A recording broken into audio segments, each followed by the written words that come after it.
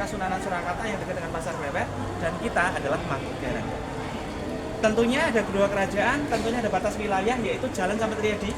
Ada rel kereta api di sebelah selatan, rel dari Keraton Kasunanan Surakarta, utara rel dari kami Mangkunegaran. Dan Mangkunegaran itu secara kader di bawah Keraton Kasunanan Surakarta. Makanya di sini lebih tepat dengan sebutan adalah Pangeran Adipati. Pemimpinnya di sini adalah Pangeran Adipati. Kalau rajanya itu di Keraton Kasunanan Surakarta. Yang katanya sekarang yang ke-14. Kenapa saya bilang katanya? Karena belum fix. Gitu. Nah, kemudian yang menarik saat itu tanggal 27 Januari kemarin yaitu tinggalan Wiosan Jumenengan, yaitu ulang tahun kenaikan tahta raja kami yang ke-10 saat ini. Dan dari Keraton Kasunanan Surakarta kita undang tiga ini ya, pemimpin besar, bukan pemimpin, tiga orang kita undang semuanya. Yang pertama adalah Sinuwun Hangabei yang kakaknya, yang kedua adalah adiknya yang Sinuwun Purboyo, yang ketiga adalah Tejo Wulan. Gue ngikuti banget nih. Yang Tejo Wulan ini berita. Tejo Wulan ini Karena rame ibu ya. Di omnya yang diiniin sama Bapak Fladison sebagai istilahnya kayak pelaksana tugas harian di sana untuk pertanggungjawaban dengan pemerintah ini lewat Bapak ini Tejo Wulan ini. Kita undang ketiganya dong. Kenapa? Karena nanti kalau kita undang salah satu kalau dua-duanya ini amit sampai berantem ya biar ada yang mengayomi. Yang mengayominya kan Umi. Iya, kita sebulan. Dan yang menarik adalah yang datang kemarin cuma satu, yaitu Sinuwun Hangabei. Dan raja kami saat itu, pemimpin kami sangat cermat. Karena apa? Kemarin beliau ini sendiri hormatnya dengan Sinuwun Hangabei ini setelah seperti ini baru seperti ini. Ini namanya sembah Karno atau sembah yang selevel, setara. Sembah Karno. Karena harusnya kalau aturannya kita sembahnya gini. Karena biar bagaimanapun kita tetap di bawah sana statusnya adatnya, Mas. Tetap harus seperti ini. Tapi beliau kemarin tidak. Setelah gini di depan dada, setelah itu gini. Karena menganggap itu setara. Kenapa beliau kok seperti ini? Sangat cermat. Kalau beliau kemarin itu justru gini, karena yang datang adalah cuma salah satu. Ya, nanti kan seolah-olah kita mengakui yang ini loh yang didukung oleh Mangkunegaran, kan gitu repot kan ya. Jadi kemarin juga sembahnya adalah sembah Karno. Nah, dari sini sebutannya adalah Pangeran Adipati, tetapi kalau saya selalu menyebutkan dari sebutan Raja kami. Raja kami yang pertama namanya adalah Raden Masait atau Pangeran Saburnyowo. Kemudian raja kami yang sekarang Ibu, ini sudah berhasil raja yang ke-10. Masih sangat muda sekali, yaitu 28 tahun. Tempat tinggalnya di sini, di balik bangunan sana itu. Tapi beliau, raja kami, foto yang di depan itu, beliau tidak ada kekuasaan politik sama sekali. Tetapi beliau sebelumnya menjadi salah satu komisaris di PT Kereta Api Indonesia. Dan yang terpenting adalah masih single juga. Nanti kalau ada yang mau daftar boleh. Cocok. Terus ada yang tanya, daftar apa Mas? Daftar abdi dalam. Karena kalau daftar di antaranya sudah 2000 lebih. Kalau masa abdi dalam ya? Saya abdi dalam di sini. Dan Adipati itu bukan pemerintahan setara. Di atasnya gubernur, di atasnya gubernur, di bawahnya presiden tapi di atasnya gubernur. Dan Menteri. Menteri, setingkat menteri kayak gitu. Tingkat menteri. Dan berdaulat berdiri sendiri. Jadi tidak di bawah. Kalau di eranya Kadiri, era Singosari namanya Aku itu ya semacam kadipatan, ya kementerian, tapi dia punya wilayah berdaulat sendiri seperti itu. Setelah dia naik tahta, banyak yang datang sini cewek. Beneran bertemu sama dia.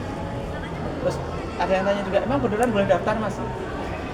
Ya enggak, gini, kalau era sekarang ini kan kita tidak tahu siapa yang akan ditunjuk beliau sebagai permaisuri, karena eranya sudah berubah. Kalau zaman dulu itu antar keluarga, pertemanannya antar keluarga kerajaan. Tetapi kalau beliau ini bisa berteman dengan siapapun, tidak menutup kemungkinan beliau memilih dari orang luar dari kerajaan. Bangunan yang pertama namanya Pendopo Ageng, digunakan untuk pertemuan raja dengan rakyat. Zaman dulu ketika rakyat untuk menghina raja mulai naik dari tangga sini sampai ke tengah itu, ada adik jongkok di tengah itu. Ini jalan jongkok. Dan setelah menyampaikan rasa hormat dari tengah sana, balik lagi ke sini tetap harus gak jalan jongkok, tetapi tidak boleh balik badan atau posisinya mundur, karena tidak boleh membelakangi seorang raja. Karena penjenengan jauh-jauh dari Salatiga dan Kediri, kalau ingin merasakan sensasinya jalan jongkok dari depan sini sampai ke tengah, saya persilahkan. Mau nyoba mungkin enggak ya? Mungkin ini pas ngeleh ya. Dodoknya bisa nanti tanginnya saya ngeleh itu Bang.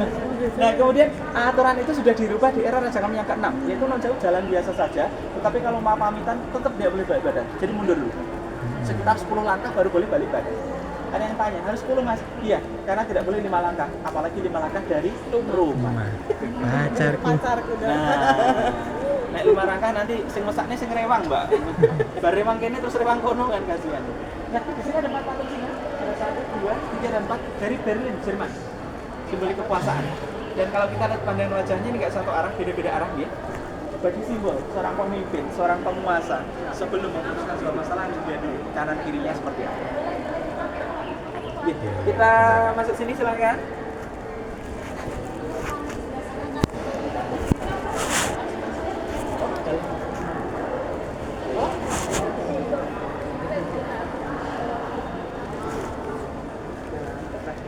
Oh iya bener sih. Nanti tak. Soalnya kalau nggak gitu malah. Mas Ewi.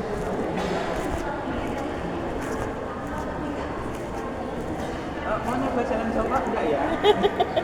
Masih dulu ya? Oh, udah biasa. Oh. Udah biasa masih. Masih abdi dalam. Outfitnya biru-biru. Iya, Kak ulang tahun. Oh, ulang tahun. Selamat ulang tahun. Nggih, matur nuwun. Yang ke-17 nggih? Nggih. Iya, 17. 17 pindu. Untuk netelas mungkin Ini ini. pindah Aduh. gendung. Nah, ini ada marmer. Kita berhenti sejenak. Ada marmer ini dari Italia. Dari tahun 1866. Tetapi sayangnya di tahun 1966 di Solo ada banjir besar dan ini terendam kurang lebih selama 1 minggu. Jadi coklatan ini karena banjir. Oh, aslinya putih, granit ya. Putih bersih. Banjirnya dari Sungai Bengawan Solo ke Adanau. Solo dari sini Jauh ya. sekitar 5 sampai 6 km. Banjir terbesar sepanjang daerah kota Solo. Dan setelah banjir besar itu sendiri di era presiden kedua kita Bapak Soeharto Iya. dibangunkanlah waduk Gajah Mungkur di Wonogiri. Jadi Biar apa nggak ya? banjir. Solo tidak banjir lagi, aman lah kota Solo. Tidak Banjir. takut akan banjir lagi. Cuman ya kalau pas hujannya lebat ya agak-agak takut juga karena sebenarnya Solo itu daerah rendah. Maksudnya agak rendah. Jadi contoh Cekungan. nih, kalau penjenengan dari Klaten, dari Boyolali ke Solo itu rasanya turun, itu turun. Walaupun nggak kerasa banget tapi kerasa turun dikit gitu. Karena Iya. memang Solo itu rendah gitu. Kemudian di sini ada lampu. Untuk stylenya style Prancis. Luar negeri kan biaya malah ya. Karena pesanan dari Istana Bogor, tapi terpasang di sini. Ribet kan? Karena aslinya ini sudah sampai Istana Bogor. Kalau mau pinarak boleh sambil duduk. Tapi agak dingin, nggak apa-apa ya. Malah Dinginnya enak malah. sama lain. Ya, kemudian jadi sudah sampai Istana Bogor, tetapi pihak Istana Bogor tidak menggunakan jasa pembayaran. Makanya kalau beli barang sistem COD langsung dulu. Dan di atas akhirnya dibeli oleh Raja Kami yang keempat senilai 10.000 gulden. Kalau sekarang setara hampir 30 M semuanya ini. Dan awalnya kita menggunakan lilin, setelah berhemat teknologi diganti dengan listrik. Karena bilang nanti kalau pakai lilin kasihan yang nyalain satu-satu. Dan lebih kasihan bukan yang nyalain, yang mati ini ulang tahun ya. Nah, ada yang tahu tipe bangunan Jawa? Joglo. Ini Joglo itu seperti ini. Tapi bukan singkatan kata dari Jogja dan Solo. Tapi Joglo asal Semar. kata tajuk loro, tajuk yang dan di atas sudah batik. Untuk motif batik namanya adalah modang. Dan ini maaf saya tunjukkan dulu mumpung nggak begitu ngantri sebentar. Ya, kalau pinarak dulu nggak apa-apa. Yang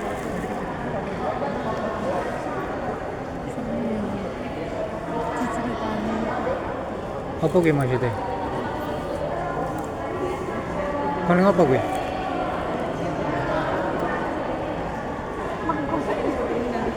gantian boleh. Foto apa tuh gue?